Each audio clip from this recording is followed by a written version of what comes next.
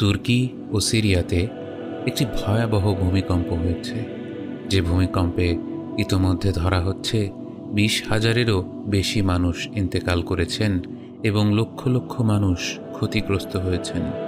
ইন্না লিল্লাহি ওয়া ইন্না ইলাইহি রাজিউন। এই ভূমিকম্পের মতো বিপর্যয় নিয়ে একজন মুসলিম ব্যক্তির ভাবনা কেমন হওয়া উচিত, এই বিষয়ে আমরা আলোচনা করব। তবে আলোচনায় আসার আগে পবিত্র কোরআনের একটি মহিমান্বিত সূরা নিয়ে দুটো কথা বলা জরুরি। প্রতি রাতে সূরা মুলক তিলাওয়াত করার মধ্যে গভীর কল্যাণ রয়েছে।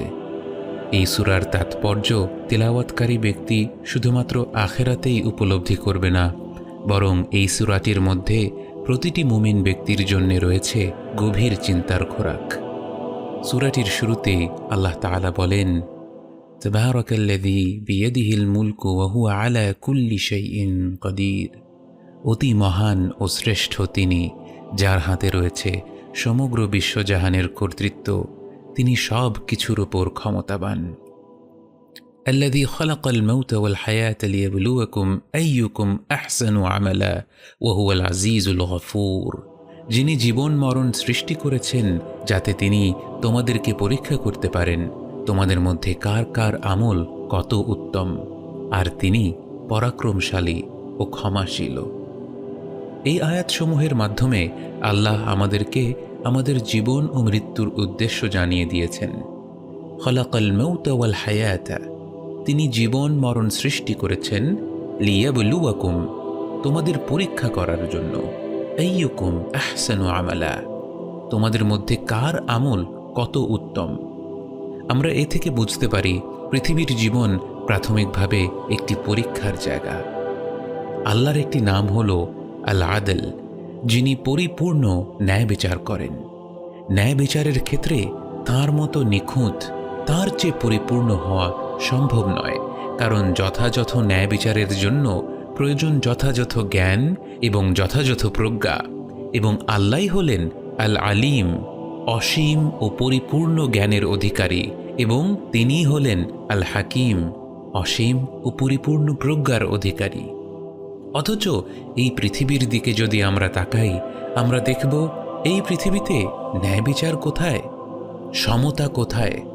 কেউ কেউ এমন পরিবারে জন্ম নিয়েছে যে মৃত্যু পর্যন্ত তাকে কখনো অর্থ সম্পদ আয় করা নিয়ে মাথা ঘামাতে হয় না, অথচ বেশিরভাগ মানুষকে আয় রোজগারের জন্য কঠোর পরিশ্রম করতে হয়। কারো কারো তেমন একটা রোগবালাই হয় না, আবার কত মানুষ কঠিন রোগে অল্প বয়সেই মৃত্যুবরণ করেন। পৃথিবীর জীবনে বিচার ব্যবস্থা থাকা সত্ত্বেও শতভাগ পরিপূর্ণ ন্যায় বিচার করা কি সম্ভব? একজন হত্যাকারী একের অধিক মানুষকে হত্যা করতে পারবে, কিন্তু তাকে তো একবারের বেশি মৃত্যুদণ্ড দেয়া যাবে না। সেক্ষেত্রে এই জীবনে ন্যায় বিচার পেলেও তা সবসময় পরিপূর্ণ ন্যায় বিচার হয় না, এবং বর্তমান সময়ে এই আংশিক ন্যায় বিচার পেতেই মানুষকে কত কাঠখড় পোড়াতে হয়। জীবন ও জীবনের উদ্দেশ্য নিয়ে যারা গভীরভাবে চিন্তা করে, তারা লক্ষ্য করে দেখবে প্রকাণ্ড এই মহাজগতে সব কিছু নিয়ম মেনে চলছে। বিজ্ঞান যত উন্নত হচ্ছে ততই আমরা এই মহাবিশ্বের বিস্ময়কর বিষয়গুলো সম্পর্কে আরও বেশি অবগত হচ্ছি। আল্লাহ সূরা মুলকে বলেন, আল্লাযী খালাকা সাবআ সামাওয়াতিন তিবাকা মা তারা ফি খালকির রহমানি মিন তাফাউত ফারজি'ল বাসরা হাল তারা মিন ফুতুর। তিনি স্তরে স্তরে সাজিয়ে 7টি আসমান তৈরি করেছেন। তুমি আর রহমানের সৃষ্টিকর্মে কোনো প্রকার খুঁত কিংবা অসামঞ্জস্যতা দেখতে পাবে না।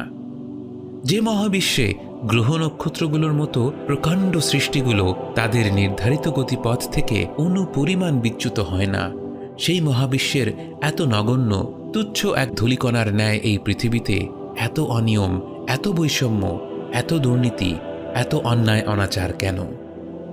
এই প্রশ্নের উত্তরটি আল্লাহ সূরা মুলকেই দিয়েছেন।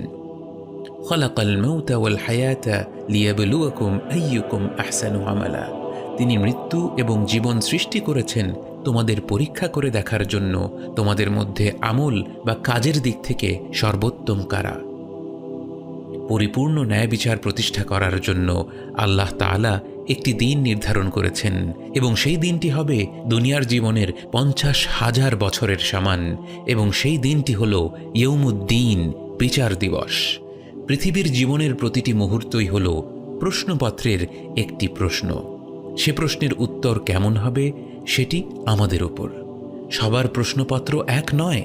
আল্লাহ জানেন তাঁর প্রতিটি বান্দাকে কিভাবে পরীক্ষা করলে সেটা সে বান্দার জন্য সবচেয়ে নিরপেক্ষ পরীক্ষা হবে।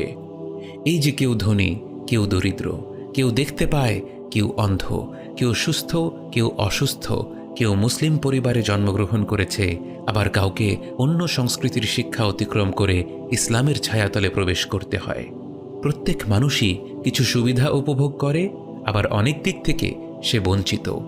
এর কারণ হল প্রত্যেকের নফস ভিন্ন, তাদের চিন্তাধারা, তাদের ব্যক্তিত্ব আলাদা, তাই প্রত্যেকের প্রশ্নপত্র আলাদা। সবাইকে একই প্রশ্নপত্র দিয়ে পরীক্ষা করা হলো মানুষের তৈরি সিস্টেম, কারণ মানুষের রয়েছে সীমিত জ্ঞান। এই সীমিত জ্ঞান দিয়ে সে সবাইকে নিখুঁতভাবে পরীক্ষা করতে পারে না, কিন্তু আল্লাহ হলেন অসীম জ্ঞানের মালিক।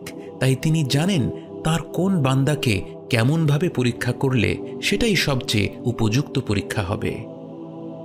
ভূমিকম্পের প্রসঙ্গে আসা যাক। যাদের প্রতি রাতে সূরা মুলক অর্থ সহকারে পড়ার অভ্যাস রয়েছে তারা জানেন সূরা মুলকে আল্লাহ ভূমিকম্পের কথাও উল্লেখ করেছেন। সূরাটির 16 নম্বর আয়াতে তিনি বলেন, আমিনতুম মান ফিস সামাই আন ইয়াখসিফা বিকুমুল আরদ ফাইযা হিয়া তামুর। তোমরা কি এই ব্যাপারে নির্ভয় হয়ে গিয়েছ, যিনি আসমানে আছেন তিনি তোমাদেরকে মাটির মধ্যে বিধ্বস্ত করে দেবেন না যখন তা হঠাৎ থরথর করে কাঁপতে থাকবে? আল্লাহ আমাদের মনে করিয়ে দিচ্ছেন দুনিয়ার জীবনে কোনো ব্যাপারে শতভাগ নিশ্চিত হয়ে যাওয়ার উপায় নেই। যা আমাদের সামনে রয়েছে তা মুহূর্তের মধ্যেই পরিবর্তন হয়ে যেতে পারে। এমনকি যে মাটির উপর আমরা বসবাস করি, সারা জীবনের সঞ্চয় ঢেলে ঘর নির্মাণ করি, সেই মাটিও আল্লাহর হুকুম পেলে নিমেষেই তার উপর সব কিছু নিঃশেষ করে দিতে পারে।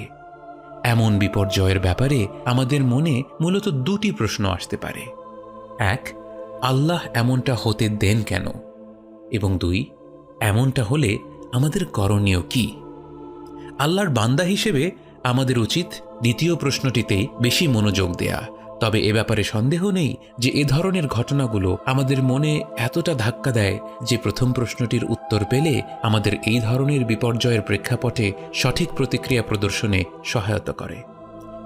একজন মানুষ যখন আরেকজন মানুষের ক্ষতি করে, পৃথিবীর জীবনে আল্লাহ তা হতে দেন। তিনি তাৎক্ষণিকভাবেই সেই অন্যায় কাজ থামিয়ে দেন না। আবার প্রাকৃতিক কারণে যখন মানুষের ক্ষতি হয় সেটাও আল্লাহ হতে দেন, বরং আমরা জানি সেসব আল্লাহর হুকুমেই হয়। এই দুই ধরনের ক্ষতির ক্ষেত্রেই দুটি পরিণতি হতে পারে। এক, যে সেই ক্ষতির কারণে মানুষটি মারা যাবে। সেক্ষেত্রে এই ঘটনাটি তার জন্য পরীক্ষা নয়, বরং এটা তার জীবন নামের পরীক্ষার সমাপ্তি। সে মুমিন ব্যক্তি হয়ে থাকলে এখন তার সত্যিকারের আনন্দের সময় শুরু। জীবনের পরীক্ষায় সে যদি সঠিক উত্তর দিয়ে থাকে এবং যে অজস্র ভুল উত্তর সে দিয়েছিল তার জন্য তওবা করে থাকে এবং আল্লাহর অনুগ্রহ লাভ করে থাকে, তাহলে এই মুহূর্ত থেকে কিয়ামত পর্যন্ত এবং কিয়ামতের পরবর্তী যে অনন্তকালের জীবন, সেই অনন্তকাল তার জন্য অপেক্ষা করবে নির্মল আনন্দ ও আল্লাহর পক্ষ থেকে সুরক্ষা। আর কোনো দিন তার প্রতি কেউ অন্যায় করতে পারবে না, আর একটি মুহূর্তের জন্যেও সে কোনো গ্লানি অনুভব করবে না। কিন্তু কোনো ব্যক্তি যদি তার জীবনে ঘটে যাওয়া দুর্ঘটনায় মারা না যায়, তাহলে সেটা তার জন্য একটি পরীক্ষা। জীবনের এই বিচিত্রময় প্রশ্নপত্রের আরেকটি প্রশ্ন, যে প্রশ্নটির উত্তর সে এমনভাবে দিতে পারে যা তাকে আল্লাহর কাছে নিয়ে আসবে, অথবা তার উত্তর তাকে তার রবের থেকে দূরে ঠেলে দিতে পারে। এবং তাই একজন মুমিন ব্যক্তির জন্যে দ্বিতীয় প্রশ্নটি বেশি গুরুত্বপূর্ণ। এই ধরনের দুর্যোগ বা বিপর্যয়ের ক্ষেত্রে আমাদের করণীয় কি? এ ধরনের ঘটনাগুলো প্রত্যেক মুমিন ব্যক্তিকে স্মরণ করিয়ে দেয় যে দুনিয়ার জীবন ক্ষণস্থায়ী। এই জীবনে আমাদের উচিত একজন মুসাফিরের মতো থাকা, যেমনটা রাসূল সাল্লাল্লাহু আলাইহি ওয়াসাল্লাম আমাদের উপদেশ দিয়েছেন। এই সত্যটি প্রতিটি মুমিন ব্যক্তির জানা তবুও জীবনযাত্রায় ব্যস্ত হয়ে আমরা অনেকেই স্বল্প সময়ের এই জগৎটাকে অনন্তকালের জান্নাত বানানোর চেষ্টায় লিপ্ত হয়ে যাই। এই ধরনের বিপর্যয় আমাদের মনে করিয়ে দেয় মুহূর্তের মধ্যেই আমাদের যা কিছু আছে তা নিঃশেষ হয়ে যেতে পারে এবং একদিন এভাবেই আমাদের চলে যেতে হবে। তাই এখনই সময়ে জীবনের প্রায়োরিটিগুলোকে শুধরে নেয়ার, জীবনের ব্যাপারে ততটুকুই মনোযোগ দেওয়া যতটুকু না দিলেই নয়, এবং পরকালের জীবনকে অগ্রাধিকার দেওয়া। এরকম ঘটনা আমাদের চোখের সামনে ঘটার পরেও যদি আমরা নিজেদের পরিবর্তন না করি, পরকালের ব্যাপারে সতর্ক না হয়ে জীবনের উদ্দেশ্য সম্পর্কে নিজেকে প্রশ্ন না করি, তাহলে কি আমাদের এবং খামারের গবাদি পশুর মাঝে খুব বেশি তফাৎ থাকে? অতএব এটা শুধুমাত্র একটি মর্মান্তিক দুর্ঘটনা নয়, এটি আমাদের রবের কাছ থেকে একটি বার্তা, একটি রিমাইন্ডার। আমরা যেন একটু থেমে নিজেকে প্রশ্ন করি, আমি কে, কি আমার অস্তিত্বের উদ্দেশ্য, আর যে পথ ধরে আমি হাঁটছি কি তার গন্তব্য। দ্বিতীয়ত, যারা এ ধরনের বিপর্যয়ে সরাসরি ক্ষতিগ্রস্ত হয়নি, তাদের দায়িত্ব অনতিবিলম্বে বিপর্যয়গ্রস্ত ভাই বোনদের পাশে দাঁড়ানো, যার যেভাবে সম্ভব সহায়তা করা উচিত, তা আর্থিকভাবে হোক বা সশরীরে। যারা জাকাত দেন তারা ক্ষতিগ্রস্তদের জাকাত দিয়েও সহযোগিতা করতে পারেন। এ ব্যাপারে আপনার বিশ্বস্ত আলেমের সাথে নিশ্চিত করে নিতে পারেন এক্ষেত্রে জাকাত দেওয়া যাবে কিনা, এবং আপনার জাকাতের বছর শেষ না হয়ে থাকলে অগ্রিম জাকাত দেয়া যেতে পারে কিনা। আর্থিক সহায়তার ব্যাপারে আমরা অনেকেই কিভাবে সহায়তা পাঠাবো সে ব্যাপারে উদাসীন। কোন ধরনের সংগঠন কিভাবে কাজ করে, কার মাধ্যমে টাকা পাঠালে সেটা ক্ষতিগ্রস্ত ব্যক্তিদের সবচেয়ে বেশি উপকার হবে, এ সব কিছু যাচাই বাছাই করাও ইবাদতেরই অংশ। শুধুমাত্র পকেট থেকে টাকা বের করে দিয়ে দায়মুক্ত হওয়াটাই আমাদের লক্ষ্য নয়। প্রয়োজনে আরও 10 জনের সাথে আলোচনা করে জেনে নিন কিভাবে সহায়তা পাঠালে তা সবচেয়ে বেশি কার্যকরী হবে। এবং অবশ্যই যারা ক্ষতিগ্রস্ত হয়েছেন তাদের জন্য আমাদেরকে ইখলাসের সাথে দোয়া করতে হবে। যারা বিপর্যয়ে ক্ষতিগ্রস্ত হয়েছেন তাদের জন্য নিঃসন্দেহে এটা এমন একটা পরীক্ষা যা আমাদের কল্পনা শক্তির বাইরে। তাদের মাঝে এমন অনেকেই রয়েছেন যাদের কাছ থেকে আমরা দৃঢ় ঈমান কাকে বলে, সবরুন জামিল কাকে বলে, তার অপরূপ সব উদাহরণ পাচ্ছি। আল্লাহ তাদের সবরের বিনিময়ে তাদেরকে জান্নাতুল ফিরদাউস দান করুক, এবং যে আপনজনদের তারা হারিয়েছেন তাদেরকেও জান্নাতুল ফিরদাউস নাসিব করুক। এই ঘটনাগুলোর সময় একটা অদ্ভুত ব্যাপার লক্ষ্য করা যায়। যারা ক্ষতিগ্রস্ত হয়, যারা আপনজনদের হারায়, নিজ হাতে যে বাবা তার আদরের কন্যা সন্তানকে হারিয়ে ফেলে, তাদের মধ্যে বেশিরভাগ মানুষই দৃঢ় ঈমানের পরিচয় দেয়। দুনিয়ার জীবনের বাস্তবতা তারা আরও ভালোভাবে বুঝতে পারেন এবং পরকালের জন্য তারা আরও দৃঢ়ভাবে প্রস্তুতি নিতে থাকেন। অথচ যারা দূর থেকে এই বিপর্যয় পর্যবেক্ষণ করে, যাদের নিজেদের কোনো ক্ষতি হয়নি, তাদের মধ্যে অনেকেই মনের মধ্যে সংশয় অনুভব করে। এই ঘটনাগুলোর নির্মমতা তাদের মধ্যে প্রশ্ন জাগিয়ে তোলে, যদি সত্যিই একজন স্রষ্টা থাকতেন তাহলে এমন ঘটনাগুলো কেন ঘটে? ইংরেজিতে একে বলা হয় প্রবলেম অফ ইভিল, কিন্তু একজন মুমিন ব্যক্তির জন্য এটা কোনো প্রবলেম বা সমস্যা নয়। এই পৃথিবীতে মানুষের সাথে খারাপ ঘটনা কেন ঘটে এ ব্যাপারে পরিষ্কার ধারণা না রাখলে বড় ধরনের বিপর্যয়ের সময়ে মানুষের মনে সংশয় প্রবেশ করতে পারে। আমরা কিছুদিন আগেই এই বিষয়ে শেখ ইউসুফ আল কারদাউইর বক্তব্য অনুবাদ করেছি। যদি কারো মনে এমন প্রশ্ন থাকে তাদেরকে আহ্বান জানাবো সেই আলোচনাটি শুনে নিতে। পরিশেষে নবীজি সাল্লাল্লাহু আলাইহি ওয়াসাল্লামের একটি কথা আমরা স্মরণ করতে পারি, আজাবান লি আমরিল মুমিন, মুমিনের অবস্থা ভারী অদ্ভুত। ইন্না আমরাহু কুল্লাহু খায়র, তার সমস্ত কাজই তার জন্য কল্যাণকর। ওয়ালাইসা যালিকা লিআহাদিন ইল্লা লিল মুমিন, মুমিন ব্যতীত অন্য কারো জন্য এই কল্যাণ লাভের ব্যবস্থা নেই।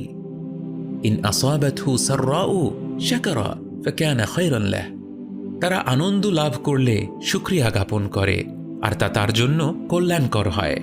ওয়া ইন আসাবাতহু দাররাউ সাবারা ফাকানা খায়রান লাহ, আর দুঃখ কষ্টে আক্রান্ত হলে ধৈর্য ধারণ করে, এও তার জন্য কল্যাণকর হয়। ইয়া রব, আপনি তুর্কি ও সিরিয়ার ভূমিকম্পে ইন্তেকাল করা প্রতিটি মুসলিম বান্দাকে শহীদ হিসেবে কবুল করুন। ইয়া রব, তাদের নিকট আত্মীয়রা শোকে পাথর হয়ে আছে, তাদের কষ্ট আমরা উপলব্ধি করতে পারি না। আল্লাহ তাদের ধৈর্য ধারণ করার ক্ষমতা দান করুন এবং এই ধৈর্যের বিনিময়ে তাদের সকল গুনাহ মুছে দিন এবং তাদেরকে জান্নাতবাসী হিসেবে কবুল করুন। ইয়া রব, আমাদেরকে তাদের পাশে দাঁড়ানোর ক্ষমতা দিন এবং আমাদেরকে এ ধরনের পরীক্ষা থেকে নিরাপত্তা দান করুন। সেই সাথে গোটা মুসলিম বিশ্বে যে যেখানে নিপীড়িত আছে, আপনি তাদের সহায় হন, তাদের পরীক্ষা সহজ করে দিন এবং এই ধরনের ঘটনাগুলোর মাধ্যমে আপনি গোটা উম্মতকে সব বিভেদ ভুলে এক হয়ে যাওয়ার তৌফিক দান করুন ইয়া রব।